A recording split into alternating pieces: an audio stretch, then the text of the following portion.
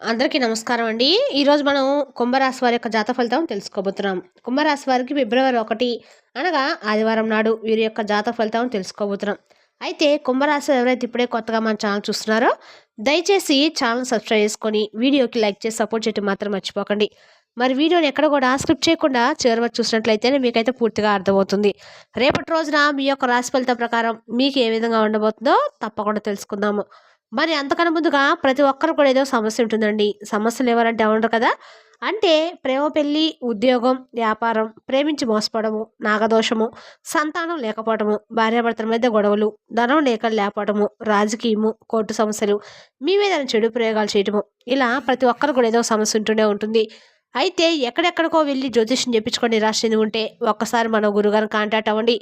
శ్రీ వారాహిదేవి జ్యోతిష్యాలయం అండి. మన గురు వచ్చే శివశక్తి రాజు గారు. మీరు సంబంధించిన ఫోన్ నెంబర్ 9764639967. చాలా నమ్మకమైన గురుగారు. మన గురుగారు స్త్రీ పురుష వశీకరించడం చాలా ప్రత్యేకత కలవారు. మీకు ఎటువంటి సమస్యలున్నా నమ్మకంతో ఒకసారి ప్రయత్నించండి.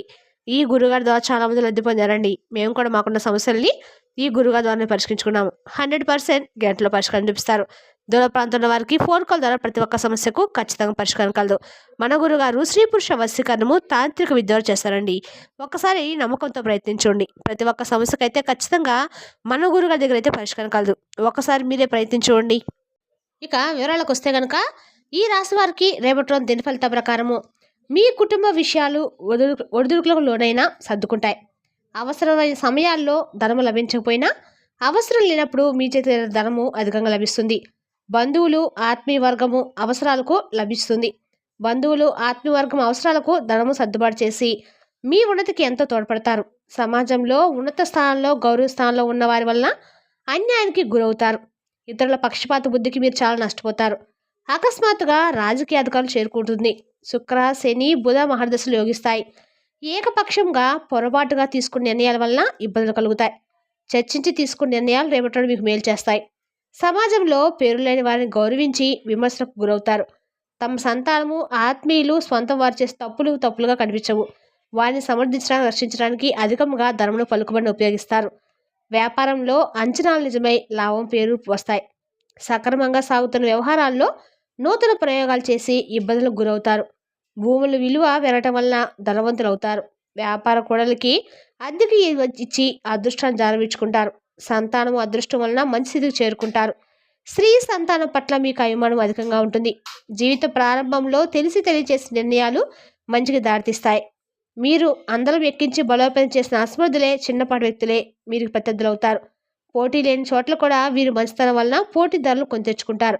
ఇతరుల ఎత్తులను తేలిగ్గా చిచ్చేయగలుగుతారు. అయినా స్వయం కృతాపరాధాన్ని సరిదిద్దుకోలేరు. మీరు కోల్పోయిన ధనము, పదవి ఇతరులు మీ కారణంగానే పొందారని పేరు లభిస్తుంది. భాగస్వామ్యం కొంతకాలమే లభిస్తుంది. హస్తవాసి మంచిదని పేరు కూడా మీరు పొందుతారు. సోదరి వర్గానికి సహాయం చేయడం వలన మరో వర్గం దూరం అవుతారు.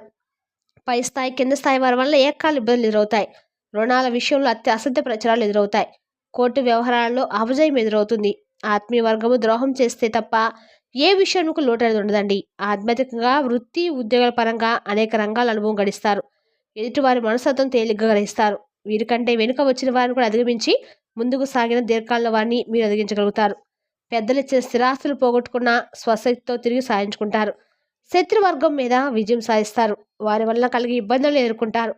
పరాయి వారి వల్ల ఇబ్బందులు రాకుండా జాగ్రత్త వహిస్తారు. అయిన వారి వలన ఇబ్బందులు ఎదుర్కొంటారు. రేపటి రోజు మీకు అండగా కూడా, అంటే మీ కులదేవత ఆరాధన అనేది కూడా మీకు పేరు చేస్తుంది.